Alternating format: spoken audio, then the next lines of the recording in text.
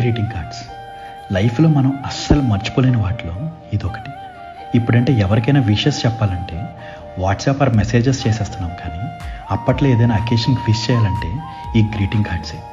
December వచ్చిందంటే చిన్నప్పుడు ఊర్లో ఎక్కడ చూసినా గ్రీటింగ్ కార్డ్ షాప్సే.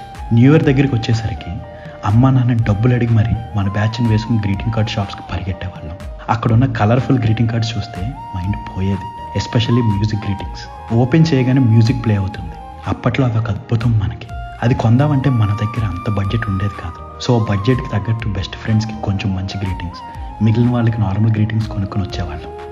అబ్బాయిలకైతే సినిమా హీరోల గ్రీటింగ్స్, అమ్మాయిలకైతే హీరోయిన్ పిక్స్ ఉండే గ్రీటింగ్స్, టీచర్స్కి అయితే ఫ్లవర్స్ ఉండే గ్రీటింగ్స్. ఇంకా న్యూ ఇయర్ రోజు సైకిల్ వేసుకుని స్కూల్ హాలిడే అయినా సరే ఫ్రెండ్స్ అందరిళ్ళకి వెళ్ళి గ్రీటింగ్ కార్డ్స్ అండ్ చాక్లెట్స్ ఇచ్చి విష్ చేయడం, వాళ్ళు ఇచ్చే గ్రీటింగ్ కార్డ్స్ తీసుకోవడం. తర్వాత బ్యాచ్ అంతా కలిసి టీచర్స్ ఇంటికి వెళ్ళి వాళ్ళకి